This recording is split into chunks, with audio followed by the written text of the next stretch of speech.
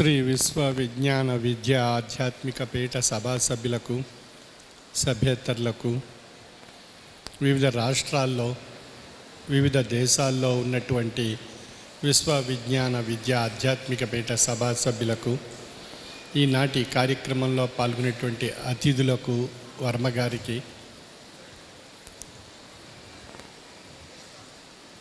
ఈనాడు మనకి ప్రసాదింపబడినటువంటి ఈ మహోన్నతమైనటువంటి కాలంలో సద్గురువర్యుల సాన్నిధ్యంలో వరుణదేవుడు మనపై ఆశీస్సులు అనేటువంటి వర్షపు జల్లులను మనపై ప్రసాదించి తరింపజేసినటువంటి అద్భుతమైనటువంటి కాలము గురు పౌర్ణమి. ఈ పవిత్రమైనటువంటి కాలాన్ని సద్వినియోగపరుచుకునేటువంటి సభా సభ్యులకు నా యొక్క హృదయపూర్వక మనస్సువాంజలులు.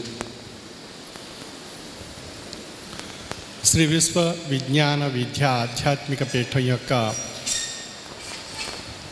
సద్గురువర్యులు ఆఖైలేలీష సద్గురువర్యులు ఈ పీఠాన్ని, ఈ యొక్క మహామంత్రాన్ని పునరుద్ధరణ కావించి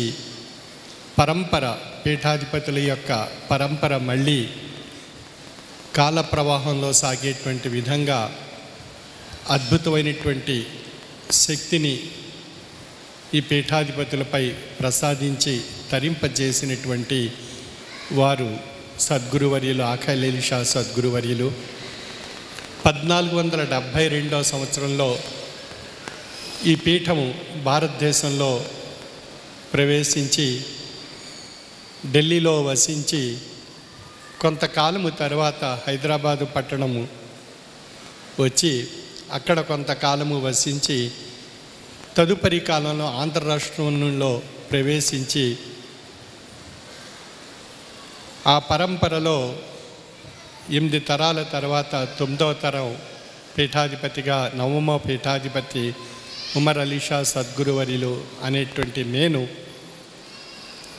1989 సంవత్సరం సెప్టెంబరు 9వ తేదీన ఈ పీఠాన్ని 9వ పీఠాధిపతిగా అధిష్ఠించి ఇప్పటి వరకు 35 సంవత్సరాల కాల ప్రవాహంలో ఈ ఆధ్యాత్మిక ప్రవాహాన్ని ప్రబోధిస్తూ తాత్విక జీవన తత్వాన్ని మనందరిలో ప్రసరింపజేస్తూ అద్భుతమైనటువంటి జీవన విధానాన్ని ఆధ్యాత్మిక తత్వంతో అన్వయింపజేసుకొని ప్రయాణం సాగించేటువంటి మహోన్నతమైనటువంటి తత్వము శ్రీ విశ్వ విజ్ఞాన విద్య ఆధ్యాత్మిక పీఠం యొక్క తత్వము. ఇది మానవత్వమే మతము, మానవత్వమే ఈశ్వరత్వము అన్నప్పుడు మానవత్వం ఈశ్వరత్వంగా ఉంది. ఆ మానవత్వాన్ని బోధించి తాత్విక జీవన తత్వంలో పొంది తరింపజేసేటువంటి మార్గమే మతము, మానవత్వం అన్నటువంటి సూక్ష్మమైన ఆచరణయోగ్యమైనటువంటి తాత్విక జీవన విధానం శ్రీ విశ్వ విజ్ఞాన విద్య ఆధ్యాత్మిక పీఠం యొక్క తత్వము. ఇది మతాలకు అతీతంగా సర్వమత సమ్మతమైనటువంటి ఆధ్యాత్మిక తత్వాన్ని మనకు ప్రసాదించి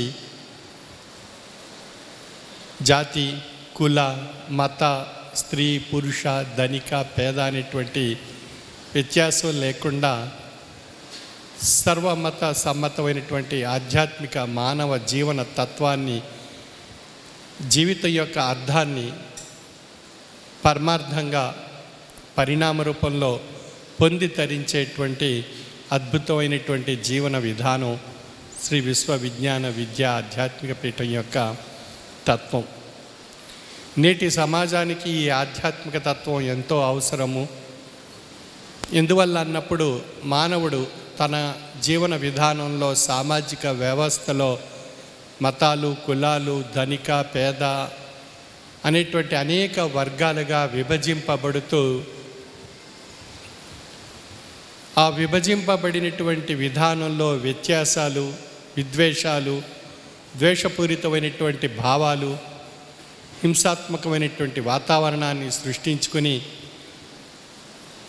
మత మారణవ హోమాన్ని సృష్టించుకుంటూ, వర్గ వైషమ్యాలు సృష్టించుకుంటూ, హింసాత్మక వైషమ్యాలు ఏర్పరచుకుని ఒకరికి మధ్య అనేక రకాలైనటువంటి సమస్యలు సృష్టించుకుంటూ మానవ వినాశనం వైపు ప్రయాణం సాగిస్తున్నారే తప్ప మానవ వికాసం వైపు ప్రయాణం సాగించేటువంటి విధానంలో తమకు తాముగా తమ ఆలోచన కోల్పోయి భగవతత్వాన్ని గ్రహించలేక, మానవత్వాన్ని గ్రహించలేక, మానవ నైతిక విలువలు అంతరించిపోయి తమ జీవన విధానాన్ని అస్తవ్యస్తం చేసుకుంటూ నష్టపోయేటువంటి పరిస్థితులు తనలో ఏర్పడుతున్నాయి.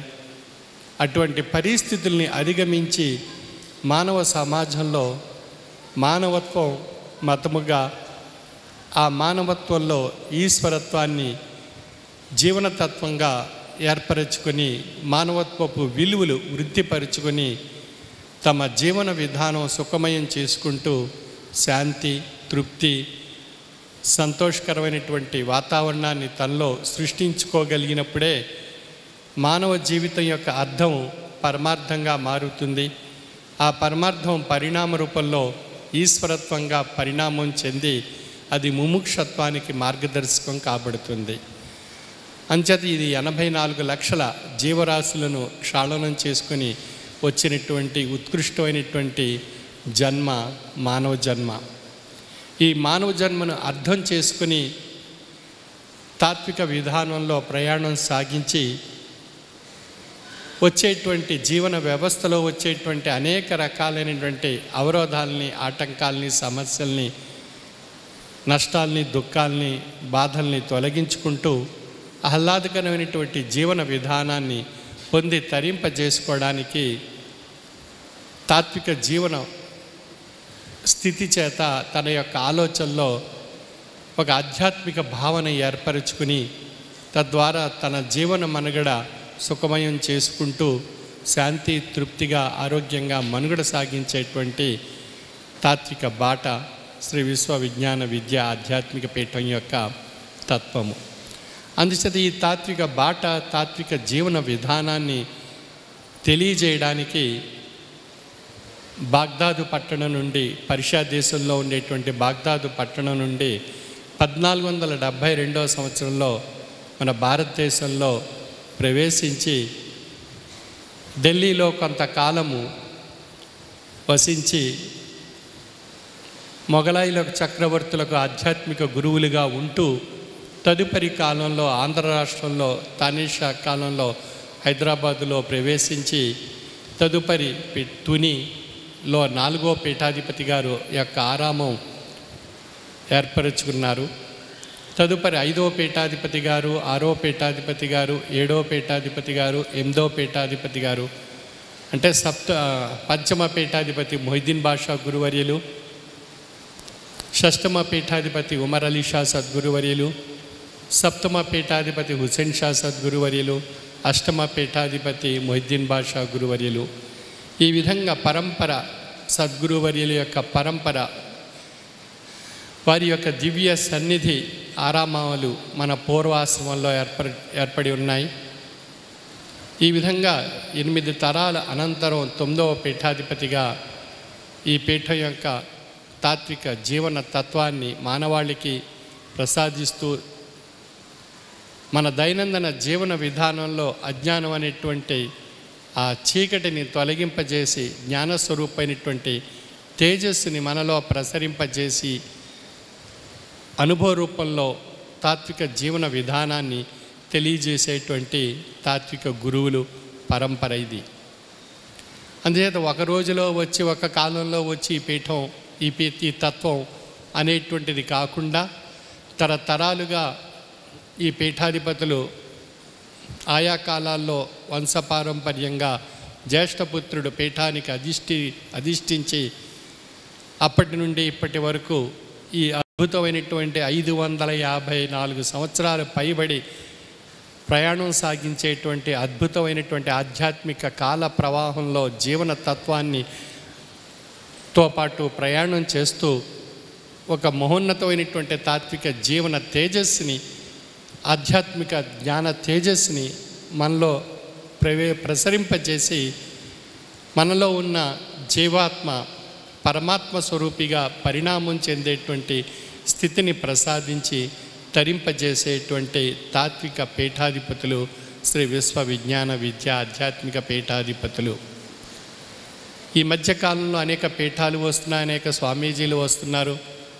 ఆ కాలం వారితో ముగిసిన తర్వాత తదుపరి కాలంలో ఆ ప్రవాహం ఆగిపోవడం జరుగుతుంది. కానీ ఇది 552 సంవత్సరాల పైబడి కాల ప్రవాహంలో ఆధ్యాత్మిక ప్రవాహాన్ని ప్రవేశింపజేసి మనందరిలో కూడా ఒక ఆధ్యాత్మిక జీవన సమాజంలో మానవతా విలువలతో కూడినటువంటి చక్కని జీవన తత్వాన్ని మనలో ఏర్పరచుకునేటువంటి స్థితిని తాత్విక జ్ఞాన మార్గాన్ని బాటను మనకు తెలియజేస్తుంది. అంచేత ఈ పీఠం యొక్క తత్వము మానవత్వం మతంగా, మానవత్వం ఈశ్వరత్వంగా ఉంది అనేటువంటి విషయాన్ని తెలియజేస్తున్నందున మతాలకు అతీతంగా ఈశ్వర ఏకత్వ ప్రతిపాదనతో కూడినటువంటి తత్వము. అందుచేత ఇది మతాతీత ఆధునిక మానవతా దేవాలయము. ఆ భగవత్ స్వరూపం యొక్క శక్తి మనలోనే ఉంది అన్న విశ్లేషణకు తత్సృష్ట్వా తదేవాను ప్రావిశతు, ఏదైతే మానవ జన్మగా 84 లక్షల జీవరాశుల అనంతరం సృష్టింపబడిందో ఆ సృష్టింపబడినటువంటి మానవ జన్మలో ప్రవేశించి ప్రసరింపబడి ఉన్నటువంటి అద్భుతమైనటువంటి నిగూఢమైనటువంటి శక్తి ఈశ్వర సన్నిభమైనటువంటి శక్తి. ఆ శక్తి పొంది తరింపజేసుకునేటువంటి మార్గము జ్ఞాన మార్గము. ఆ జ్ఞాన మార్గాన్ని పొంది తరింప చేయడానికి ఆయా కాలాల్లో ఆయా సద్గురువర్యులు తాత్విక బోధన చేస్తూ మన జీవన విధానంలో జ్ఞాన తేజస్సుని ప్రసరింపజేసి ప్రకాశింపచేస్తున్నారు. అందుచేత ఇక్కడ ఉన్న ఈ పీఠాధిపతులు ఈ సద్గురువరి ఏ విధంగా ఉన్నారు అన్నప్పుడు తెలిసిన సద్గురు తన తేజము తన శిష్యుని వైపు పెట్టి నిర్మలిన వికాస రూపమున మాయను చేసి చీకటిని తొలగద్రోసి ఆత్మ తనతో చనుదేరగా 3 లోకముల్ వలగొని దేహబంధములు వాయు ముముక్షుని సేయు నెంతయున్. ముముక్షత్వాన్ని పొంది తరింపజేస్తూ మనలో ఉండేటువంటి మాయను చీకటి అనేటువంటి అజ్ఞానాన్ని తొలగించి మనలో జ్ఞానస్వరూపమైనటువంటి జ్ఞాన చక్షువుల్ని మనలో ప్రసరింపజేసి తద్వారా ఆ సద్గురు ఒక అద్భుతమైనటువంటి జ్ఞాన తేజస్సు అనేటువంటి విషయాన్ని మన మనస్సు అనేటువంటి జ్ఞాన చక్షువులకు తెలియజేసి వారిలో ఉండేటువంటి ఆత్మ పరమాత్మ స్వరూపిగా, వారిలో ఉండేటువంటి జీవాత్మ పరమాత్మ స్వరూపిగా పరిణామం చెంది తరించేటువంటి మార్గాన్ని ప్రబోధించి మనలో ఆచరింపజేసి ప్రయాణాన్ని జీవన బాటలో ఆధ్యాత్మిక స్థితిని కలిగించి ప్రసాదించేటువంటి అద్భుతమైనటువంటి తాత్విక జ్ఞాన మార్గము. అటువంటి పీఠాధిపతులు ఈ పవిత్రమైనటువంటి గురు పౌర్ణమి, ఆషాఢ పౌర్ణమి, వ్యాస పౌర్ణమి అనేక అనేక నామాలతో మనం ఈ గురు స్వరూపమైనటువంటి పౌర్ణమిని మనం విశ్లేషించుకుంటున్నాం. ఈ గురుతత్వాన్ని మన జీవన తత్వంలో అన్వయించుకుని జీవితం యొక్క అర్థాన్ని పరమార్థంగా మార్చుకుని పరిణామం రూపంలో పొంది తరింప చేసుకోవడమే గురు పౌర్ణమి యొక్క మహోన్నతమైనటువంటి విశిష్టత. అంచేత మన యొక్క దైనందిన జీవన విధానంలో గురుతత్వాన్ని ఆశ్రయించి ఆచరిస్తూ మనం ప్రయాణం సాగించగలిగినట్లయితే మన జీవిత నౌక ఈ జీవిత సాగరంలో ఒడ్డుకు పరమార్థం అనేటువంటి ఒడ్డుకు చేరుకునే అవకాశం ఏర్పడుతుంది. అంచేత వారి యొక్క ప్రబోధాత్మకమైనటువంటి ఆధ్యాత్మిక తత్వము మన జీవన మన జీవన తత్వానికి, మన జీవిత నౌకకు, ఈ జీవిత సాగరంలో ఒక దిక్సూచిగా తెలియబరచబడుతుంది. ఏ విధంగా అయితే సముద్రంలో ప్రయాణం చేసేటువంటి నౌకకు దిక్సూచి అవసరం ఏ విధంగా ఉంటుందో ఒక ఒడ్డుకు చేరడానికి, అదేవిధంగా మన ఆధ్యాత్మిక మన యొక్క జీవన సాగరంలో మనం ప్రయాణం చేసేటువంటి మన జీవిత నౌకకు దిక్సూచి ఆధ్యాత్మిక తాత్విక జ్ఞానము. అంచేత ఆధ్యాత్మిక తాత్విక జ్ఞానము అనేటువంటి దిక్సూచిని ఆధారంగా చేసుకొని మనం మన జీవన సాగరంలో జీవిత నౌకను పరమార్థం అనేటువంటి ఒడ్డుకి చేర్చుకునేటువంటి అవకాశం మనకు ఏర్పడుతుంది, చేరగలే అవకాశం మనకు ఏర్పడుతుంది. కాబట్టి మనకు గురువు అనేటువంటి ఒక అద్భుతమైనటువంటి జ్ఞానశక్తి మనకు దిక్సూచిగా మన జీవన విధానంలో తెలియపరచబడుతుంది. కాబట్టి ఈ జీవన విధానంలో మనకు మొట్టమొదట దిక్సూచి ఎవరు? మనకు జన్మనిచ్చినటువంటి తల్లి తండ్రి. అంటే తల్లి తండ్రికి మించిన దైవం లేదు అని చెప్తుంది మన భారతీయ సంస్కృతి. అంటే తల్లి మొట్టమొదటి గురువు, తండ్రి మన యొక్క బాటలో ప్రవేశించేటువంటి రెండవ గురువు, మూడవ గురువు విద్యా గురువు, నాలుగవ గురువు సద్గురువు. జీవాత్మ పరమాత్మగా పొంది తరించేటువంటి మార్గాన్ని తెలియజేసేటువంటి వారు సద్గురువర్యులు. ఈ విధంగా మన యొక్క జన్మ ప్రారంభం నుండి అంత్యం వరకు ప్రయాణం సాగించేటువంటి జీవిత కాలంలో ముఖ్యమైనటువంటి గురువులు నలుగురు: తల్లి, తండ్రి, విద్యా గురువు, ఆధ్యాత్మిక గురువు. ఈ నలుగురు గురువుల యొక్క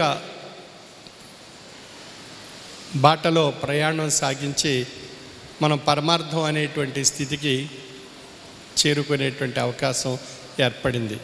కాబట్టి ఈ జన్మకు కారణభూతమైనటువంటి వారు తల్లిదండ్రులు. కాబట్టి తల్లిదండ్రులను మనం పూజించాలి, ఆరాధించాలి.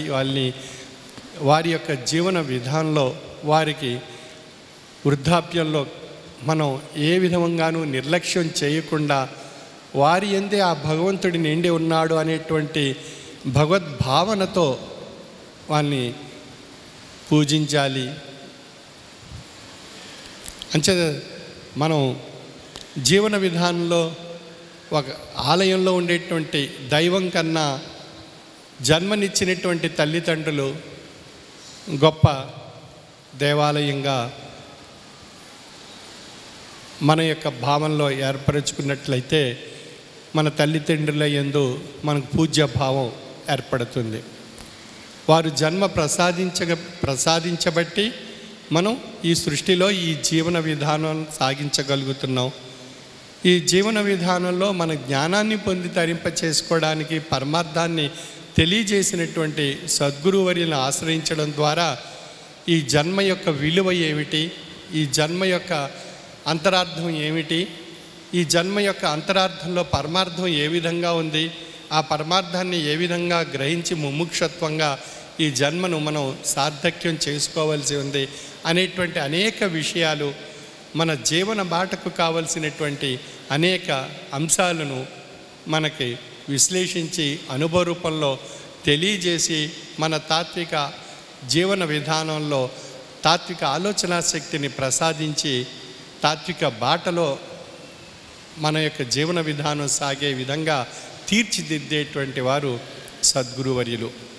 ఒక శిల్పి ఒక రాయిని ఏ విధంగా ఒక చక్కని ఆకారం తీసుకువచ్చి దాన్ని చిత్రించి ఒక పూజా సంస్కృతితో కూడినటువంటి విగ్రహ స్వరూపంగా మార్చి ఆ విగ్రహ రూపానికి ఒక మహోన్నతమైనటువంటి ఒక భగవత్ శక్తిని పొంది తరించేటువంటి విషయంగా తీర్చిదిద్దడం ఏ విధంగా అయితే జరుగుతుందో అదేవిధంగా గురువు ఈ జడస్వరూపి అయినటువంటి మానవుణ్ణి, అంటే రాయి స్వరూపంగా ఉండేటువంటి మానవుణ్ణి ఒక ఈశ్వర సన్నిభమైనటువంటి శక్తిగా పరమార్థాన్ని గ్రహించేటువంటి విషయంగా ఆ విగ్రహ రూపంగా తీర్చిదిద్దడంలో ఆ గురు స్వరూపమైనటువంటి జ్ఞానశక్తి మనకు నిరూపణ కాబడుతుంది.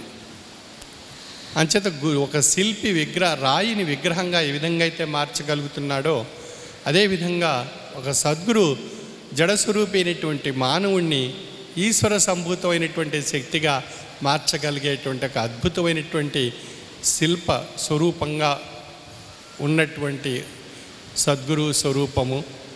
మరి అటువంటి శిల్పకారుడైనటువంటి ఆ సద్గురువు యొక్క అద్భుతమైనటువంటి జ్ఞాన స్థితిని మనం గ్రహించడానికి మనం ప్రయత్నం చేయాలి. మన భౌతిక దైనందిన జీవన విధానంలో తల్లిదండ్రులను ఆశ్రయించి విద్యాగురువులను ఆశ్రయించి మనం ప్రయాణం సాగిస్తున్నప్పుడు మన యొక్క జీవన వ్యవస్థ బాల్యము, యవ్వనము, కౌమార్యము, వృద్ధాప్యము అనేటువంటి ఆ దశలలో మనం ప్రయాణం చేస్తూ ఉంటాము.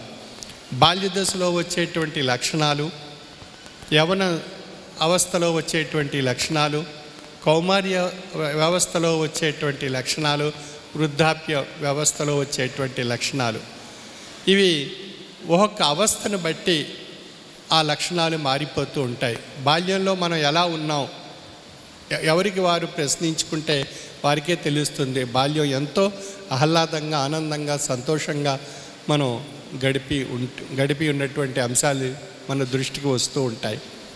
అదేవిధంగా యవ్వనం వచ్చేసరికి మన యొక్క ప్రయాణంలో మన జీవితాన్ని ఏ విధంగా అర్థం చేసుకుని ముందుకు వెళ్ళాలి అనేటువంటి లక్షణాలు మనలో ఏర్పరుచుకుంటూ ఉంటాం. కౌమార్యం వచ్చిన తర్వాత మన బాధ్యతలను మనం స్వీకరించి మనం ప్రయాణం సాగించేటువంటి విధానంలో మనం ప్రయాణం సాగిస్తూ ఉంటాం. వృద్ధాప్యం వచ్చేసరికి మనం వ్యవస్థలన్నిటిలో 3 వ్యవస్థలో వచ్చేటువంటి లక్షణాలను సమన్వయపరుచుకుని మనం ఆ వృద్ధాప్యంలో ప్రవేశించినప్పుడు అనారోగ్యపరమైనటువంటి లక్షణాలు వస్తూ ఉంటాయి, మానసికపరమైనటువంటి అంశాలు ఏర్పడుతూ ఉంటాయి. బాల్య వ్యవస్థలో ఏ విధంగా అయితే మనం ఆ లక్షణాలు పొంది ఉన్నామో అవి తిరిగి మనకి వృద్ధాప్య వ్యవస్థలో ఆ లక్షణాలు పునరుద్ధరణ కాబడుతూ వృద్ధాప్యంలో బాల్య వ్యవస్థలో ఉండేటువంటి లక్షణాలతో మనం కొన్ని విధానాలు ఆచరిస్తూ ఉంటాం. ఈ విధంగా ఈ మూడు వ్యవస్థల్లో మనం ప్రయాణం, బాల్య, యవ్వన, కౌమార్యం అనేటువంటి 3 వ్యవస్థల్లో మనం ప్రయాణం సాగించి వృద్ధాప్యం వచ్చేసరికి మనం ఆధ్యాత్మిక ప్రయాణం సాగించాలి. బాధ్యతలు పూర్తి కాబడ్డాయి, ఆధ్యాత్మిక ప్రయాణం సాగిద్దాం అనేటువంటి విషయంగా కొంతమంది ఈ బాధ్యతల నుండి తొలగించుకొని వృద్ధాప్యం భగవతత్వాన్ని అనుసరిస్తూ ఆధ్యాత్మిక బాటలో ప్రయాణం చేయాలనేటువంటి ఆలోచన, మరికొందరిలో ఆధ్యాత్మికత అనేది వృద్ధాప్యంలో ఆచరించవలసినటువంటి అంశంగా భావిస్తూ ఉంటాం. కానీ మన పుట్టుకతో ప్రారంభమై అంత్యం వరకు ఆధ్యాత్మిక విలువలతో ప్రయాణం సాగించినట్లయితే మనలో ఆధ్యాత్మిక తాత్విక విలువలతో కూడినటువంటి మానసిక వ్యవస్థ మనలో ఏర్పడుతుంది. ఆ విధమైనటువంటి మానసిక వ్యవస్థలో ఆధ్యాత్మిక విలువలు ఎప్పుడైతే ఉంటాయో వారిలో బాల్య దశలోనూ, యవ్వన దశలోనూ, కౌమార్య దశలోనూ, వృద్ధాప్య దశలోనూ కూడా ఆధ్యాత్మిక తాత్విక పరమైనటువంటి ఆలోచనతో కూడినటువంటి చక్కని నిర్మాణాత్మకమైనటువంటి మానసిక వ్యవస్థ ద్వారా మన యొక్క దైనందిన జీవన విధానం సుఖమయం చేసుకుంటూ శాంతిగా, సంతోషంగా, తృప్తిగా మనుగడ సాగించే అవకాశం మనకి ఏర్పడుతుంది. అందుచేత ఈ పీఠం యొక్క విధానంలో తాత్విక బాల వికాస్ అనేటువంటి ఒక అద్భుతమైనటువంటి కార్యక్రమాన్ని ఏవివి సత్యనారాయణ గారి ద్వారా ప్రతి ఆదివారం మనకు ప్రసాదింపజేస్తూ మన పిల్లలకు ఆధ్యాత్మిక బాట నేర్పి ఆ పిల్లలు ఒక ఆధ్యాత్మిక ప్రయాణం సాగిస్తూ తమ యొక్క బాల్యదశ నుండి ఆధ్యాత్మిక భావనతో ప్రయాణం సాగించగలిగినట్లయితే యవ్వన దశకు చేరుకున్నప్పుడు ఆధ్యాత్మిక భావాలతో కూడినటువంటి తాత్విక జీవన సౌధాన్ని వారు నిర్మించుకోగలుగుతారు. ఆ తాత్విక జీవన సౌధం పటిష్టంగా ఉండి అది ఒక ఆహ్లాదకరమైనటువంటి వాతావరణాన్ని కౌమార్య దశలో ఏర్పరచుకుని తాత్విక జీవన విధానంలో బాధ్యతలను సమన్వయపరుచుకుంటూ కష్టాలు, నష్టాలు, దుఃఖాలు, బాధలు, ఒత్తిడి, ఆందోళన, అశాంతి, అసహనము ఇత్యాది విషయాలను సంస్కరించుకుంటూ తన బాధ్యతలను చక్కగా ఆ కౌమార్యం అనేటువంటి దశలో ఆచరిస్తూ వృద్ధాప్యంలో ఒక ఆహ్లాదకరమైనటువంటి తాత్విక ఆలోచనాపరమైనటువంటి స్థితి చేత తను ఈ 3 అవస్థల్లో పొందినటువంటి జీవితం యొక్క పాఠాలను, యథార్థాన్ని, అర్థాన్ని గ్రహించి అది పరమార్థంగా తన యొక్క వృద్ధాప్య దశలో పరిణామ రూపంలో పొంది ధరించేటువంటి ఆధ్యాత్మిక స్థితిని గ్రహించి తన జన్మకు కారణం అయినటువంటి తల్లిదండ్రుల యందు తాను పూజ్యభావంతో ఉంటూ ఆ వృద్ధాప్యంలో ఒక మహోన్నతమైనటువంటి జ్ఞానస్థితి చేత ప్రశాంతతతో కూడినటువంటి, శాంతితో కూడినటువంటి, తృప్తితో కూడినటువంటి జీవన విధానాన్ని ఆచరించి అంత్య పరిణామంలో తన సద్గురువు తనకు ప్రసాదించినటువంటి ఆధ్యాత్మిక జ్ఞాన పరిమళాన్ని ఆస్వాదిస్తూ ఆనందమయమైనటువంటి జీవితాన్ని పొంది ఇహం అనేటువంటి ఈ లోకం నుండి పరం అనేటువంటి అభౌతికమైనటువంటి ఆ పరమాత్మ యొక్క స్థితిని తన యొక్క జీవన విధానంలోనే గ్రహించి జీవన్ముక్త స్వరూపుడిగా పొంది తరించే అవకాశం తనకు ఏర్పడుతుంది. అటువంటి అద్భుతమైనటువంటి జీవన బాటను అనుభవ రూపంలో తెలియజేసి తరింపజేసేటువంటి తాత్విక పీఠాధిపతులు,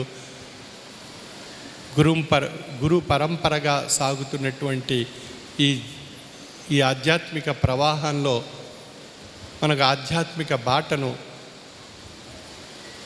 ప్రసాదిస్తూ మన సంతతికి కూడా ఈ తాత్విక బాటను ప్రసాదిస్తూ తరింపజేస్తున్నటువంటి అద్భుతమైనటువంటి పీఠాధిపతులకు ఆది గురువు ఆకాయ్ లలి షా సద్గురువర్యులు. కహనిషావలి సద్గురువర్యులు చతుర్థ పీఠాధిపతి వారు యొక్క తండ్రి గారు హసన్ మియా షా సద్గురువర్యులు బాల్యదశలోనే, అంటే కహనిషావలి గారి బాల్యదశలోనే పరంపదించిన దివ్యత్వాన్ని పొందడం ద్వారా ఆ మహామంత్రాన్ని ఆకాయ్ లలి షా సద్గురువర్యుల ద్వారా తిరిగి కహనిషావలి సద్గురువర్యులు చతుర్థ పీఠాధిపతి వారికి ప్రసాదింపబడింది, ప్రబోధింపబడింది. అందుచేత ఆకాయ్ లలి షా సద్గురువర్యులు ఈ పీఠాధిపతులకు సద్గురువుగా ఆ మహోన్నతమైనటువంటి ఆ తాత్విక జ్ఞాన ప్రవాహం మంత్రం వారి ద్వారా తిరిగి పునరుద్ధరణ కాబడి తిరిగి మళ్ళీ 5వ కహనిషావలి సద్గురువర్యులు, 4వ పీఠాధిపతి వారు, 5వ పీఠాధిపతి వారు మొయిద్దీన్ బాషా సద్గురువర్యులు, 6వ పీఠాధిపతి వారు ఉమర్ అలీ షా సద్గురువర్యులు, 7వ పీఠాధిపతి వారు హుసేన్ షా సద్గురువర్యులు, 8వ పీఠాధిపతి వారు మొయిద్దీన్ బాషా సద్గురువర్యులు, అదేవిధంగా ఈరోజు మీ ముందు ఉన్నటువంటి 9వ పీఠాధిపతి డాక్టర్ ఉమర్ అలీ షా సద్గురువర్యులు. ఈ విధంగా ఈ మంత్ర ప్రవాహం మనకు ప్రసాదింపబడింది. కాబట్టి ఈ పీఠం డాంబికాలకు, వేషభాష్యాలకు, మెస్మరిజంలకు, కనికట్టు విద్యలకు తావులేనిటువంటి తత్వము. ఈ పీఠాధిపతులు మనలో మన కుటుంబ సభ్యులుగా మనతో కలిసిపోయి ఆధ్యాత్మిక తత్వాన్ని మనకు ప్రసాదించి మన కుటుంబ సభ్యుడిగా మనలో ఒక ఆధ్యాత్మిక శక్తిని, జ్ఞానశక్తిని ప్రసాదిస్తూ తరింపజేస్తూ మనలో ఒక మహోన్నతమైనటువంటి మానవత్వంతో కూడినటువంటి జ్ఞానస్థితిని తరించేటువంటి విషయాలను ప్రబోధాత్మకంగా మనం ప్రసాదిస్తూ తరింపజేస్తున్నారు. కాబట్టి ఈ యొక్క పీఠాధిపతులు సామాన్యంగా ఉంటూ మనలో సామాన్యమైనటువంటి కుటుంబ సభ్యుడిగా ఉంటూ మనకు ఈ తత్వాన్ని ప్రసాదించడం అనేటువంటిది ఒక అద్భుతమైనటువంటి అనుభవపూర్వకమైనటువంటి విషయంగా మనం గ్రహించవలసి ఉంటుంది. మనం సాధారణంగా చూస్తుంటాం భౌతిక సమాజంలో పీఠాధిపతి అయిన స్వామీజీలైన వారికి ఒక ప్రత్యేక నిబంధనలు, ఒక ప్రత్యేకమైనటువంటి విషయాలు ఎన్నో ఉంటాయి. ఆ విధంగానే వారు ఆశ్రయించవలసి ఉంటుంది. కానీ ఇక్కడ మన పీఠాధిపతులు మనకు సామాన్యమైనటువంటి మనలో ఒక కుటుంబ సభ్యుడిగా ఉంటూ మనకు తత్వాన్ని ప్రసాదించి తరింపచేస్తున్నారు. అంచేత ఈ పీఠం యొక్క సంస్కృతి, సంస్కారము, అంచేత మన యొక్క జీవన వ్యవస్థలో మనం ఆధ్యాత్మిక బాటను ఏర్పరచుకొని మన ప్రయాణం సాగించడానికి మార్గదర్శకులుగా, మనకు దిక్సూచిగా మనకు తెలియజేస్తున్నారు ఈ పీఠాధిపతులు. ఆది గురువైనటువంటి ఆకలీషా సద్గురువర్యుల కాలం నుండి ఈనాటి వరకు ఈ ప్రవాహం ఈ విధంగా తాత్విక జీవన ప్రవాహం సాగుతుంది అన్నట్లయితే ఈ కాలంలోనే ఒక అద్భుతమైనటువంటి నిదర్శనం ఉంది, యథార్థం ఉంది, అనుభవపూర్వకమైనటువంటి స్థితి ఈ కాల ప్రవాహంలో మనకు తెలియజేస్తున్నారు. అంచేత ఒక రోజులో ఒక కాలంలో వచ్చి అంతరించిపోయేటువంటి విషయంగా లేనటువంటి యథార్థం ఈ యొక్క పీఠంలో కాల ప్రవాహంలో ఆధ్యాత్మిక ప్రవాహం సాగేటువంటి తీరు మనకి నిదర్శన రూపంలో నిరూపణ కాబడుతున్నటువంటి తాత్విక జ్ఞానపీఠం శ్రీ విశ్వ విజ్ఞాన విద్యా ఆధ్యాత్మిక పీఠం. అందుచేత ఇక్కడ మతాలకు తావు లేదు. మతతత్వాలతో, మత బధీరత్వంతో, మత మౌఢ్యంతో ఈనాడు సమాజంలో అనేక రూపాలుగా మానవుల మధ్య వినాశనం ఏర్పరచుకుని హింసాత్మకమైనటువంటి వాతావరణాన్ని మనమే సృష్టించుకుంటున్నాం. మన బుద్ధి సక్రమంగా ఉంటే అన్ని విషయాలు సక్రమంగా నడుస్తాయి. మన బుద్ధి వక్రీకరిస్తే మన ఆలోచనలన్నీ కూడా వక్రీకరింపబడతాయి. తద్వారా తీవ్రమైనటువంటి సంక్షోభాలు కారణం మనమే, మన బుద్ధే. మనం వక్రీకరించుకోవడం ద్వారా మన బుద్ధి వల్ల వినాశనం మనమే కోరుకుంటున్నాం. అంచేత మన బుద్ధిని మనం సక్రమైనటువంటి బాటలో ఏర్పరచుకోగలిగినట్లయితే మన భౌతిక విధానంలో వికాసం ఏర్పడుతుంది. మన అంతరార్థంలో, మన జీవాత్మలో ఒక అద్భుతమైనటువంటి జ్ఞాన తేజస్సు ఏర్పడుతుంది. ఆ జ్ఞాన తేజస్సు చేత మన జీవాత్మ పరమాత్మని దర్శించి పరమాత్మ స్వరూపంలో లీనం కాబడేటువంటి ముక్తి అనేటువంటి విషయాన్ని తరించే అవకాశం కలుగుతుంది. అంచేత మనలో ఉన్నటువంటి జీవాత్మకు మనం జ్ఞానం అనేటువంటి తేజస్సుని ఇవ్వగలుగుతామా? అజ్ఞానం అనేటువంటి చీకటిని మనం సృష్టించుకోగలుగుతామా అనేటువంటి మీ విషయ నిర్ధారణ మన మనస్సుతో మనమే ప్రశ్నించుకొని మనం నిర్ణయించుకోగలిగినట్లయితే మనందరూ ఇష్టపడేది భౌతికవాదంలో వెలుగుని ఇష్టపడతాం, చీకటిని మనం అయిష్టంగా చూస్తూ ఉంటాం. అంచేత మనం వెలుగును ఇష్టపడినప్పుడు వెలుగు అనేటువంటి జ్ఞాన తేజస్సుని మనం స్వీకరించడానికి మనం ప్రయత్నం చేస్తున్నందున జ్ఞానం వైపు మన మనస్సు దృష్టి కేంద్రీకరించుకోవడానికి ప్రయత్నం చేయాలి. ఏ విధంగా అయితే మనస్సు చీకటిని ఇష్టపడదో అదేవిధంగా అజ్ఞానం అనేటువంటి ఆ చీకటిని మనం తొలగించుకుని, భ్రాంతిని తొలగించుకొని జ్ఞానస్వరూపమైనటువంటి తేజస్సుగా మారడానికి మనం ప్రయత్నం చేయగలిగినట్లయితే మనలో జ్ఞానస్వరూపుడైనటువంటి ఆ ఈశ్వరుడు, ఆ భగవంతుని యొక్క శక్తి తెలియబడుతుంది. అందుకే ఉపన్యాసం మొదటిలో చెప్పి ఉన్నటువంటి విషయం తత్సృష్ట్వా తదేవాను ప్రావిశితు. ఈ సృష్టింపబడినటువంటి మానవ జన్మలో అంతర్లీనంగా, నిగూఢంగా నిక్షిప్తమైనటువంటి అద్భుతమైనటువంటి శక్తి భగవత్ శక్తి. అంచేత ఈ భగవత్ శక్తి భౌతికవాదానికి తెలియబడకపోవటం చేత మనం అనేక మార్గాల రూపంలో మతాలను స్వీకరించి మనం ప్రయాణం సాగిస్తున్నాం. అనేక మతాలుగా ఉండేటువంటి ఆ మార్గాలన్నీ కూడా చివరకు ఏకత్వం అనేటువంటి గమ్యం వైపు ప్రయాణం సాగించి మనలో మానవత్వాన్ని తెలియజేస్తూ మానవత్వపు బాటలో ప్రయాణం సాగిస్తే ఈ అన్ని మత మార్గాలు అన్నీ కూడా చివరికి మానవత్వం అనేటువంటి మార్గం ద్వారా ఈశ్వరత్వంగా పొంది తరించే అవకాశం మనందరికీ తెలియబడుతుంది. అంచేత వేదంలో కూడా మొట్టమొదటి తత్వం గురించి చెప్పబడింది, తత్వమసి. ఆ తత్వం మనలో ఉండేటువంటి ఆత్మ పరిణామం పొందేటువంటి స్థితిని తెలియజేస్తుంది. అందుచేత అది అయమాత్మ అని చెప్పబడింది. అయమాత్మ అనేటువంటి స్థితి అది జ్ఞానస్వరూపమైనటువంటి బ్రహ్మగా ఉన్నటువంటి విషయాన్ని తెలియజేస్తుంది. అంచేత ప్రజ్ఞానం బ్రహ్మగా మారింది. ఆ ప్రజ్ఞానం బ్రహ్మ ఎవరిగా తనలో నిండి ఉన్నారు అన్నప్పుడు నేననేటువంటి శక్తి, ఈశ్వర సన్నిపోయినటువంటి శక్తిగా తసృష్ట్వా తదేవాను ప్రావిస్తూ అనేటువంటి నేననేటువంటి శక్తిగా, భగవత్ శక్తిగా నిండి ఉన్నారు. అందుచేత అహం బ్రహ్మస్మి అని చెప్పి వేదంలో చివరిగా చెప్పబడింది. అంటే నేను అనేటువంటి విషయాన్ని మనం తెలుసుకోవాల్సి ఉంది. మన భౌతికవాదంలో మనం మాట్లాడుతున్నటువంటి నేను కాదు అంటే స్థూల శరీరంతో మనం నేననేటువంటి విషయాన్ని సంబోధిస్తున్నాం. స్థూలం శరీరానికి మించి ఉన్నటువంటిది సూక్ష్మ శరీరం, సూక్ష్మ శరీరానికి మించి ఉన్నటువంటిది కారణ శరీరం, కారణ శరీరానికి మించి ఉన్నటువంటిది మహాకారణ శరీరము. ఆ మహాకారణ శరీరమే నేను అనేటువంటి ధ్వనిగా, అంటే భగవత్ స్వరూపమైనటువంటి శక్తిగా, ఆ భగవత్ స్వరూపమైనటువంటి శక్తి మహాకారణ శరీరం.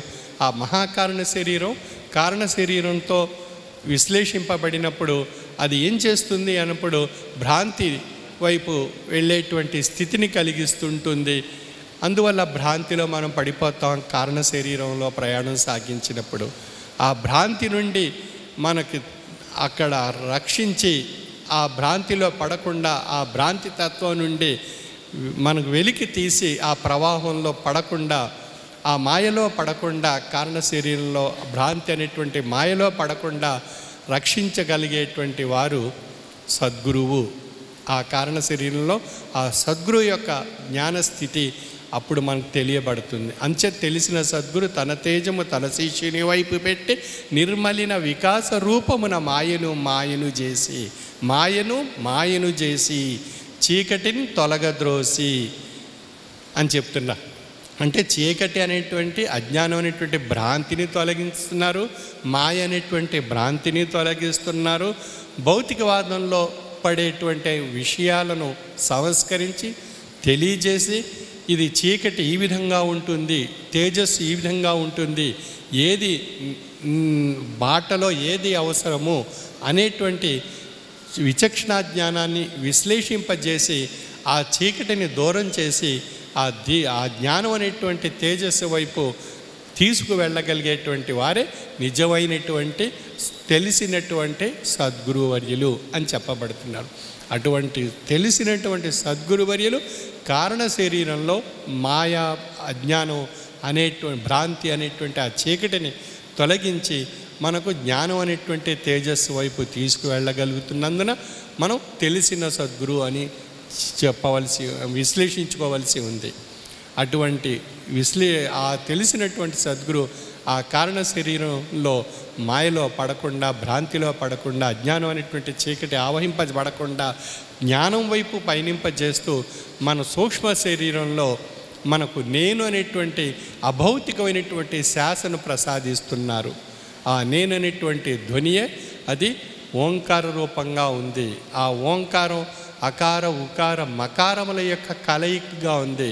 అలీఫ్ లామ్ మీమ్ అని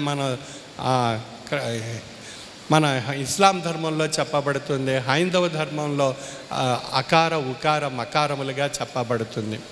అంచేత ఓంకారం అనేటువంటి నేననేటువంటి అద్భుతమైనటువంటి శక్తి మనలోనే నిండి ఉన్నది. ఆ శక్తి మన సూక్ష్మ శరీరం దాటి స్థూల శరీరంలో ప్రవేశించి భౌతికవాదానికి వచ్చేసరికి అది మతాల రూపంగా, మార్గాలుగా విడిపోయి వేరువేరు ఆచార వ్యవహారాలతో, వేరువేరు భావాలతో, వేరువేరు అంశాలుగా చిత్రింపబడి అది ప్రయాణం సాగించి చివరకు అది బాట ఒక్కటే అని ఒక అవతారి నోట, ఒక ప్రవక్త నోట, ఒక ప్రభువు నోట, ఒక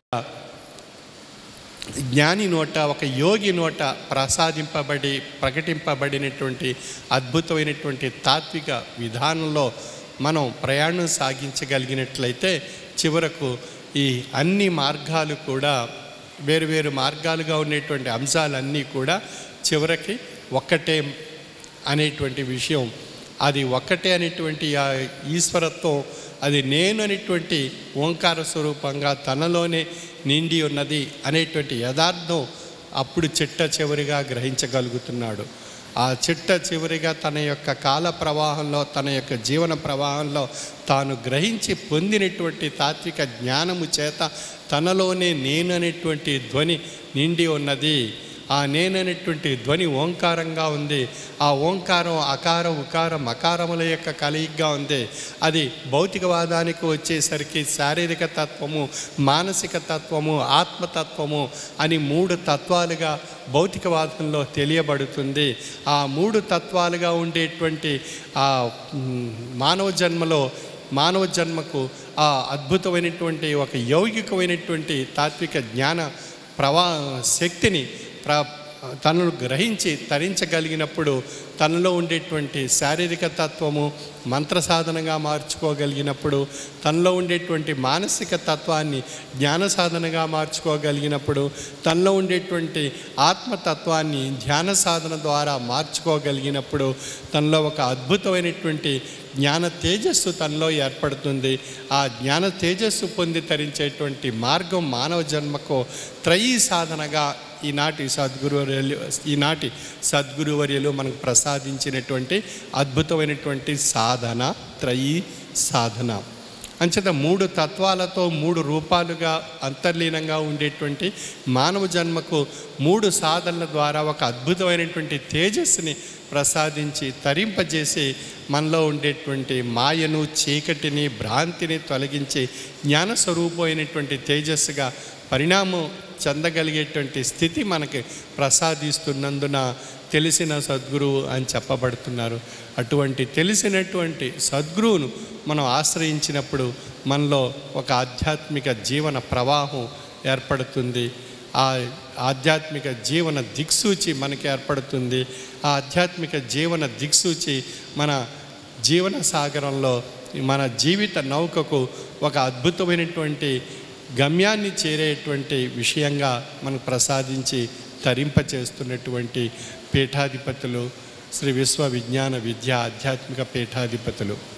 అందుచేత ఈ పీఠాధిపతులు సామాన్యంగా ఉంటూ, వేషభాష్యాలకు దూరంగా ఉంటూ, మనలో ఆధ్యాత్మిక జ్ఞానశక్తిని ప్రసాదింపజేస్తూ, మనలో ఒక కుటుంబ సభ్యుడిగా ఉంటూ మనకు అద్భుతమైనటువంటి జ్ఞాన స్థితిని కలిగిస్తున్నటువంటి సామాన్యమైనటువంటి ఒక ఎటువంటి డాంబికాలు లేనటువంటి పీఠం శ్రీ విశ్వ విజ్ఞాన విద్య ఆధ్యాత్మిక పీఠం.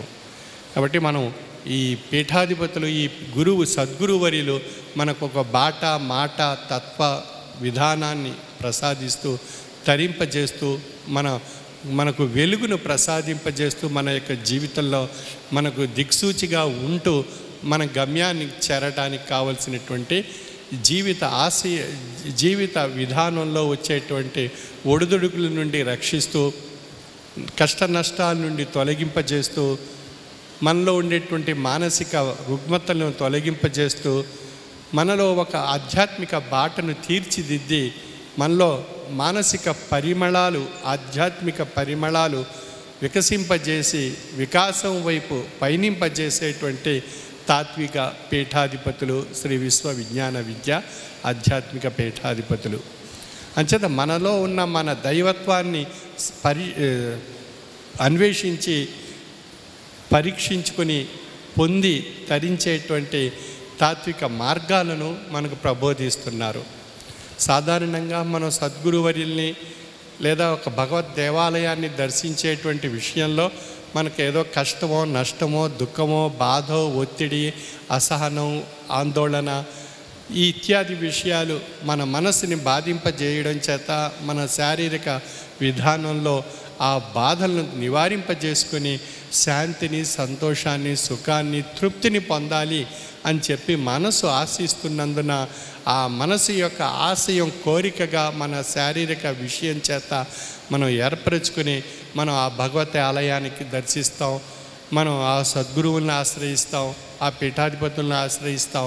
వారి యొక్క ఆశీస్సులు పొంది మనం ఈ రుగ్మతలు, ఈ బాధలు, ఈ కష్టాలు తొలగిపోతాయి అనేటువంటి ఒక పరిపూర్ణమైనటువంటి భక్తి ఏర్పరచుకుని విశ్వాసంతో, లక్ష్యంతో, జ్ఞానంతో ఆయన అర్థించినట్లయితే మనకు వారి యొక్క ఆశీస్సు మనకి ఇవన్నీ తొలగిస్తే ఈ బాధలు, కష్టాలు, నష్టాలు తొలగించే అవకాశం ఏర్పడుతుంది అనేటువంటి ఒక సంకల్పం చేత మనం ఆయా కాలాల్లో ఆయా మార్గాల్లో అనుసరిస్తూ ఆయా దేవాలయాల్ని, ఆయా పీఠాధిపతులను ఆశ్రయిస్తూ, ఆయా స్వామీజీలను ఆశ్రయిస్తూ మనం ప్రయాణం సాగిస్తూ ఉంటాం. అంటే ఇక్కడ మన మానసిక బలహీనత మనకి ఏం చేస్తుంది, మన కష్టాన్ని నెపంగా చూపెట్టి మనని ఆ దేవాలయానికి వెళ్ళు లేదా సద్గురు సన్నిధానానికి వెళ్ళి దర్శించు, తద్వారా ఈ కష్టం, ఈ బాధ, నష్టం తొలగిపోతుంది అనేటువంటి విషయాన్ని గుర్తు చేసి మనకు ఈ భక్తి రూపంలో వెళ్ళు ఆయన దగ్గరికి, ఈ విశ్వాసంతో ఆయన దగ్గర ప్రయాణం సాగించు, ఈ లక్ష్యంతో ఆయన దగ్గరికి చేరుకో, ఆ జ్ఞానంతో ఆయన్ని అర్థించు అని చెప్పి మనకి ఆ కాలం అనేటువంటి విషయం మనకు ప్రవేశపెడుతుంది. అప్పుడు మనం ఆయా లక్షణాలు అనుసరించి మనం వారి సన్నిధానానికి చేరుకుంటాం, ఆ భగవతాలయానికి, ఆ పీఠాధిపతులు, ఆ స్వామీజీల ఆశ్రయానికి చేరుకుంటాం. వారు ప్రసాదించినటువంటి ఆశీస్సుని మనం స్వీకరించగలగాలి. మన మనసు ఆ స్థాయికి చేరాలి. అంటే మనసు ఆ స్థాయికి చేరాలి అన్నట్లయితే మనలో భక్తి, విశ్వాసము, లక్ష్యము, జ్ఞానం అనేటువంటి అర్హతలు పొంది ఉండాలి. మన మనసు పొందగలిగినప్పుడు, ఆ మనసు ఆ అర్హత ఉన్నప్పుడు, మనసుకు ఆ అర్హత ఉన్నప్పుడు ఆ సద్గురు యొక్క ఆశీస్సులు పొంది తరించే అవకాశం ఏర్పడుతుంది. మన మనసుకు ఆ అర్హత లేదనుకోండి, అంటే భక్తి లేకపోవడం, విశ్వాసం లేకపోవటం, లక్ష్యం లేకపోవడం, జ్ఞానం లేకపోవడం చేత, మనకు అర్హత లేకపోవడం చేత ఆ సద్గురు వారి యొక్క ఆశీస్సులు స్వీకరించేటువంటి అర్హత కూడా మనం కోల్పోతాం. అంచేత మనం ఆ అర్హత చేత ఆ యొక్క ఆశీస్సు పొంది తరించే అవకాశం కలుగుతుంది.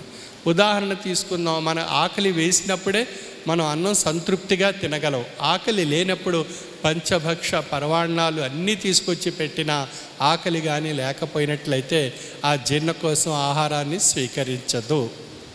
అట్లాగే మన అర్హతను బట్టే మనకు ఆశీస్సు మనకు లభిస్తూ ఉంటుంది. మనం ఆ ఆశీస్సుకు కావలసినటువంటి అర్హత మనం సంపాదించుకున్నామా లేదా అనేటువంటిది ఎవరికి వారి యొక్క మానసిక, శారీరక తత్వాలను వారు ప్రశ్నించుకొని, పరీక్షించుకొని మనం ఆ గురు సన్నిధికి చేరుకున్నట్లయితే ఆ గురు స్వరూప యొక్క ఆశీస్సు మనకు లభిస్తుంది. మనం అర్హత ఉందా లేదా అనేటువంటి విషయం అక్కడ నిర్ధారణ కాబడుతుంది. కాబట్టి గురువు అనేటువంటి స్వరూపం సామాన్యంగా లేదు. మన యొక్క నడవడికను బట్టి, మన యొక్క ప్రవర్తనను బట్టి, మన యొక్క అర్హతలను బట్టి ఆ గురు స్వరూపం యొక్క ఆశీస్సు పొంది తరించే అవకాశం ఏర్పడుతుంది. అంచేత మనం సాధారణంగా మనం ఏం చేస్తూ ఉంటాం, కొన్ని విషయాల్లో మనం నటిస్తూ ఉంటాం. ఆ నటించేటువంటి నటనకు మించి ఆ నటనకు మించి నటన కలిగినటువంటి వారు మనకు ఏది ఇవ్వాలి, ఏది ఇవ్వకూడదు అనేటువంటి విషయం ఆ సద్గురు నిర్ణయిస్తూ ఉంటారు. అంచేత మన యొక్క మానసిక వ్యవస్థను ఆయన చూసి మనకు ఆ ప్రసాదాన్ని ఇస్తూ ఉంటారు. ఆ ఆశీస్సు అనేటువంటి ప్రసాదాన్ని మనకి ప్రసాదిస్తూ ఉంటారు.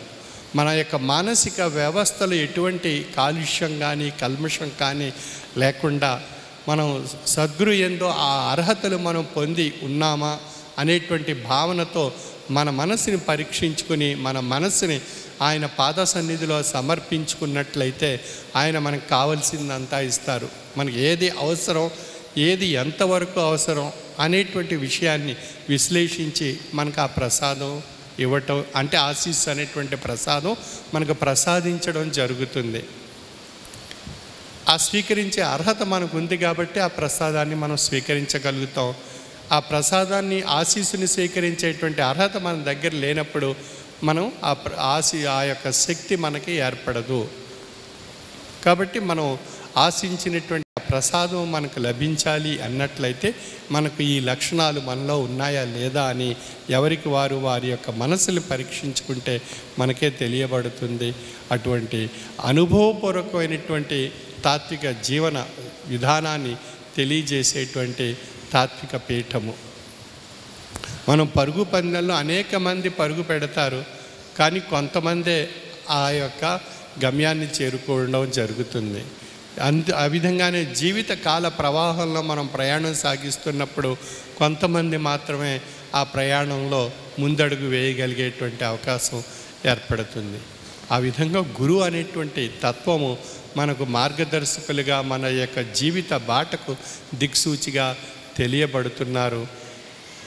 ఆ విధంగా గురువు అనేటువంటి స్వరూపము ఒక అద్భుతమైనటువంటి జ్ఞానస్థితిగా, తేజస్సుగా, ఒక అద్భుతమైనటువంటి వెలుగును ప్రసాదించేటువంటి స్వరూపాలుగా తెలియబడుతున్నారు. శ్రీరామచంద్రమూర్తుల వారికి వశిష్ఠులు గురువు, శ్రీకృష్ణ భగవానుల వారికి సాందీపుడు గురువులుగా ఉంటూ, ప్రవక్త వారికి జిబ్రాయిలు గురువులుగా ఉంటూ, ఈ విధంగా ఆ యొక్క తల్లి క్రీస్తు భగవానికి తల్లి గురువుగా ఉంటూ, ఈ విధంగా అనేక అవతారులు, ప్రవక్తలు, యోగులు, తాత్వికులు, జ్ఞానులు వీరందరికీ ఆ గురు స్వరూపం యొక్క అద్భుతమైనటువంటి జ్ఞానశక్తి ప్రసాదింపబడింది. అందుచేత మనకి ఈ ప్రసాదింపబడినటువంటి జన్మకు మొట్టమొదటి గురువు తల్లి తండ్రి. అంటే తల్లి తండ్రికి మించిన దైవం లేదు అని చెప్పబడుతుంది. అంచేత మనం ఈనాటి కాలంలో ఏం చేస్తుంటాం, తల్లిదండ్రుల్ని నిర్లక్ష్యం చేసి అనేక దేవాలయాలు, అనేక తీర్థయాత్రలు మనం చేస్తూ ఉంటాం. ఇంట్లో ఉన్న తల్లిదండ్రులను మర్చిపోయి నిర్లక్ష్యం చేస్తూ వాళ్ళని ఆరాధించక వారిని బాధ పెడుతూ మనం అనేక దేవాలయాలు, అనేక తీర్థయాత్రలు సాగిస్తూ ఉంటాం. కొంతమంది మనకు దానివల్ల ఆ తీర్థం అసలైన దేవాలయం మన ఇంట్లో పెట్టుకొని అనేక తీర్థయాత్రలు, అనేక దేవాలయాలు సందర్శించడం అనేటువంటిది మన మూర్ఖత్వంగా తెలియపరచబడుతుంది.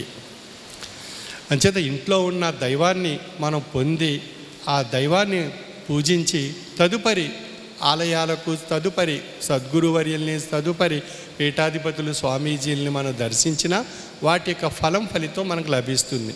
ఇంట్లో ఉన్న దేవాలయాన్ని మరిచి భౌతికంగా ఉండేటువంటి అనేక విషయాలు మనం అభిలషించడం అనేటువంటిది, వాటి వల్ల ఫలితాలు మనకు లభ్యం కావడం అనేటువంటిది జరగదు. కనుక మన యొక్క దైనందిన జీవన విధానంలో ఈనాటి సమాజానికి ఆధ్యాత్మిక తత్వం ఎంతో అవసరము. ఆధునిక యుగంలో ఎంతో శాస్త్ర విజ్ఞానపరంగా ఎంతో పురోగతి సాధిస్తున్నాం. మానవుడిని సృష్టించేటువంటి స్థాయికి కూడా మనం చేరుకునేటువంటి శాస్త్ర విజ్ఞానపరమైనటువంటి పరిశోధనలు మనం ఎన్నో నిర్వహించుకుంటున్నాం. మానవ మేధస్సుకు మించినటువంటి మేధాశక్తిని పొందేటువంటి విషయాల వైపు కూడా మనం శాస్త్ర విజ్ఞానపరంగా ఎంతో పురోగతి సాధిస్తున్నాం. కాబట్టి ఇంత శాస్త్ర విజ్ఞానపరంగా అభివృద్ధి సాధిస్తున్నటువంటి మనలో ఏదో ఒక లోపం మాత్రం మనలో ఉంది. అది ఏది అన్నప్పుడు ఆ తాత్విక జ్ఞాన స్వరూపమైనటువంటి ఆ లోపం ఏదైతే ఉందో ఆ లోపాన్ని మనం సవరించుకోకపోయినట్లయితే శాస్త్ర విజ్ఞానపరంగా మనం సాధించినటువంటి ఆ పురోగతి అంతా కూడా వినాశనంగా మారేటువంటి అవకాశం ఉంది. అంచేత philosophy is the science of all sciences అని చెప్తారు తత్వవేత్త. శాస్త్ర విజ్ఞానానికి మించి ఉన్నటువంటిది ఆధ్యాత్మిక తత్వము. శాస్త్ర విజ్ఞానం ఎంత పురోగతి సాధించినప్పటికీ దానికి ఆధ్యాత్మిక తత్వం లేకపోయినట్లయితే, ఆ శాస్త్ర విజ్ఞానానికి ఆధ్యాత్మిక తత్వం లేకపోయినట్లయితే ఆ శాస్త్ర విజ్ఞానం వినాశనం వైపు పయనించి వినాశనంగా మారి ఈ సృష్టికి, మానవాళికి ఎంతో తీవ్రమైనటువంటి నష్టాన్ని కలిగించేటువంటి అవకాశం ఏర్పడుతుంది. అంచేత మానవ మేధస్సుకి మించిన మేధస్సును కూడా ఈ ఆర్టిఫిషియల్ ఇంటెలిజెన్స్, ఏఐ అనే మేధాశక్తిని మనం మించినటువంటి మేధాశక్తిని గురించి మన పరిశోధనలు నిర్వహింపబడుతున్నాయి. అంచేత ఆ పరిశోధనలు అది వక్రరూపం దాలిస్తే వినాశనంగా మారిపోయేటువంటి ప్రమాదం ఉంది మానవాళికి, సృష్టిలో నిర్మాణం అయినటువంటి అనేక అంశాలకు. అంచేత మన మానవ మేధస్సుని కావలసినటువంటిది ఆధ్యాత్మిక తాత్విక జ్ఞానశక్తి. అది వికాసంగా మారుస్తుంది ఆ శాస్త్ర విజ్ఞానాన్ని. అంచేత శాస్త్ర విజ్ఞానం వికాసం వైపు ప్రయాణం సాగించాలి అన్నట్లయితే ఆధ్యాత్మిక తత్వం ఎంతో అవసరం. అంటే ఆ ఆధ్యాత్మిక తత్వం ఈనాటి సమాజంలో లోపిస్తున్నటువంటి అంశాలు మన కళ్ళారా మన దృష్టికి మనకు తెలియబడుతున్నాయి. ఈ మధ్యకాలం చూస్తున్నాం, గత 2 సంవత్సరాలుగా అనేక చోట్ల యుద్ధాలు, హింసాత్మక వాతావరణం, ద్వేషపూరితమైనటువంటి లక్షణాలు, ద్వేషపూరితమైనటువంటి ప్రేరణలు జరిగి అది మతాల రూపంగా, కులాల రూపంగా, ధనిక పేద అనేటువంటి వ్యత్యాసాల రూపంగా, మత మౌఢ్యం చేత, మత బధీరత్వంతో, అజ్ఞానంతో ఒకరినొకరు హింసింపబడుతూ శాస్త్ర విజ్ఞానంతో పురోగతి సాధించినటువంటి ఆయా ఆయుధాల రూపంలో మానవ హోమాన్ని సృష్టించుకుంటూ మానవత్వం తెలియబడినటువంటి అగమ్యకైనటువంటి స్థితిగా మారిపోయి చివరికి జీవరాశి కన్నా హింసాత్మక ధోరణులతో అనాలోచనపరమైనటువంటి నిర్ణయాలు తీసుకుంటూ సంక్షోభాలు ఏర్పరచుకొని నష్టాలు కలిగించుకుంటూ ద్వేషపూరితంగా రక్తపాతంగా మార్చుకుంటూ తన జీవన వ్యవస్థను నష్టపరుచుకుంటున్నారు. భగవంతుడు ప్రసాదించినటువంటి ఈ జన్మను సార్థక్యం చేసుకోలేక ఈ యొక్క జీవితాన్ని నష్టపోవడం అనేటువంటిది మనం చూస్తున్నటువంటి అంశాలు. తాను నష్టపోవడమే కాకుండా ఈ ప్రకృతిని కూడా నష్టపరుస్తున్నారు.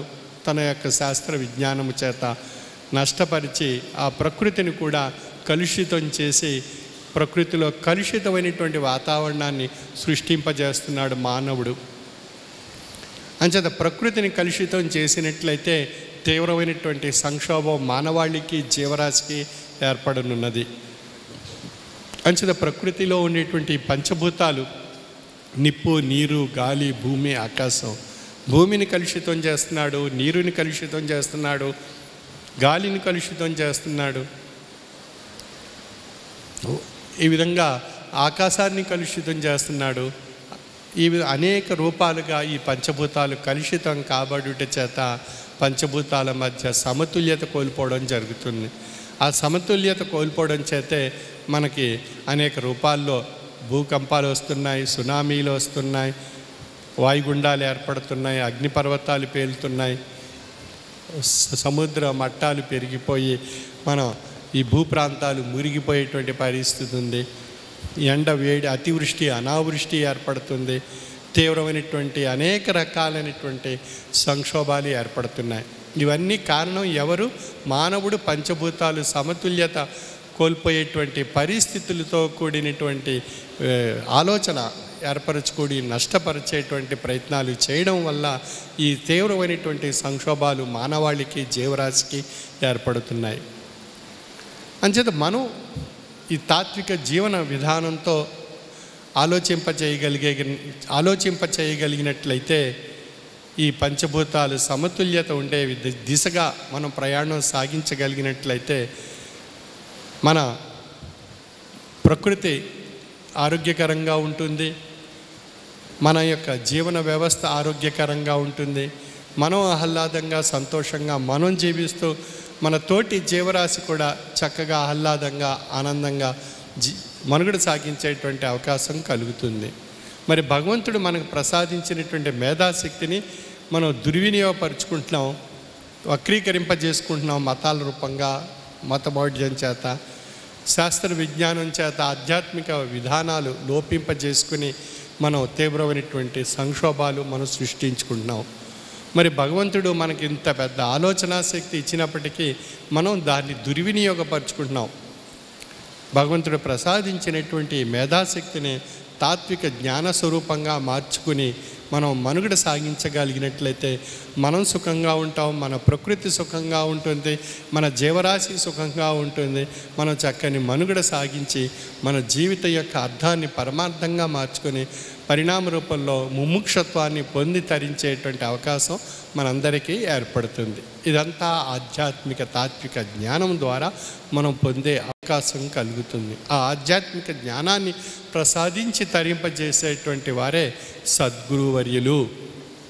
అంచేత అటువంటి సద్గురువర్యుల యొక్క ప్రబోధాత్మకమైనటువంటి జ్ఞానతత్వాన్ని మన మానసిక వ్యవస్థలో ఏర్పరచుకొని తాత్విక ఆలోచన సముపార్జన సంపదను మనం పొందగలిగినట్లయితే తాత్విక భావాలు మనకి ఏర్పడతాయి. ఆ తాత్విక భావాలే మన జీవన తత్వానికి దిక్సూచి. అంచేత మనకు కష్టం వస్తుంటాయి, నష్టాలు ఏర్పడుతుంటాయి, బాధలు ఏర్పడుతుంటాయి, అనారోగ్యాలు ఏర్పడుతుంటాయి. ఇవి అన్నిటికీ ఔషధం ఆధ్యాత్మిక తాత్విక జ్ఞాన స్థితి. ఆ ఆధ్యాత్మిక తాత్విక జ్ఞానస్థితి అనేటువంటి ఔషధాన్ని ఆ సద్గురువు నుండి స్వీకరించి అది మనం జీవన విధానంలో ఆచరించగలిగినట్లయితే ఆ ఔషధం మనలో ఉండేటువంటి ఎన్నో రకాలైనటువంటి శారీరక రుగ్మతలను తొలగిస్తుంది, మానసిక రుగ్మతల్ని తొలగిస్తుంది.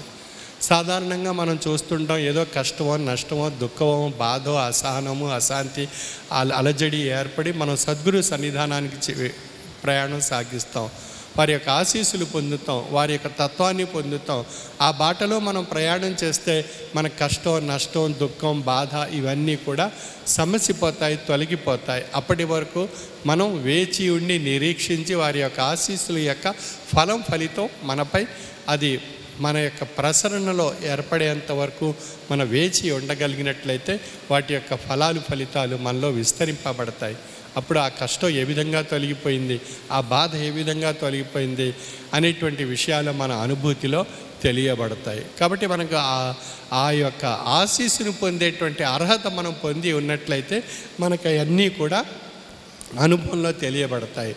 ఆ అర్హత అన్నప్పుడు భక్తి విశ్వాసము లక్ష్యము జ్ఞానము చేత అర్థించినటువంటిదే అర్హత. ఆ అర్హత మనం సంపాదిస్తే మనం ఆశీస్సు అనేటువంటి ఆ సంపద ఆయన నుండి పొందేటువంటి అవకాశం ఏర్పడుతుంది, జ్ఞాన సంపద పొందేటువంటి అవకాశం ఏర్పడుతుంది, ఆధ్యాత్మిక జ్ఞాన పరిణితి మనలో ఏర్పడుతుంది.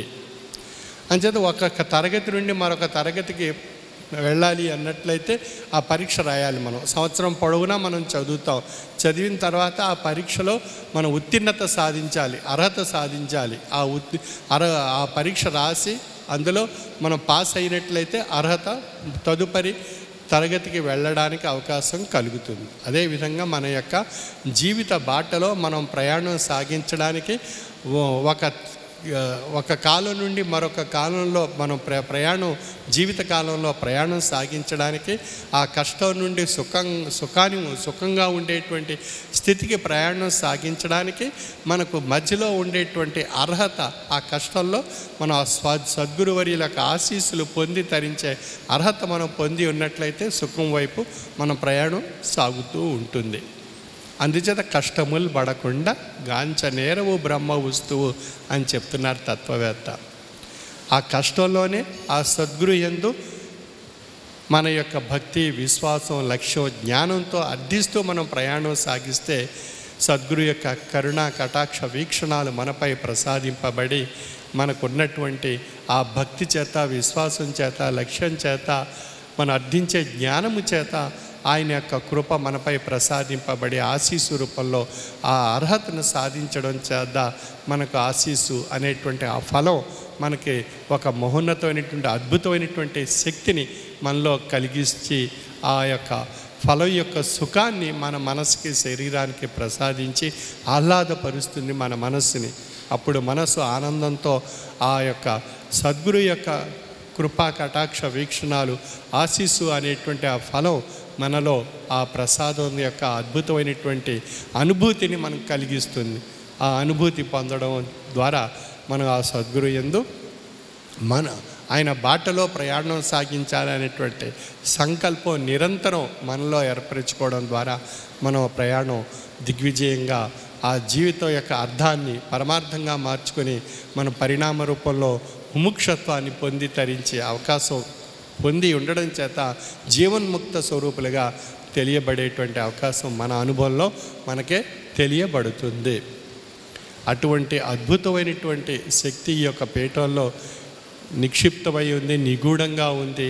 అది గ్రహించడానికి మనం ప్రయత్నం చేస్తే ఆ ఫలాలు మనం స్వీకరించే అవకాశం మనకి కలుగుతుంది.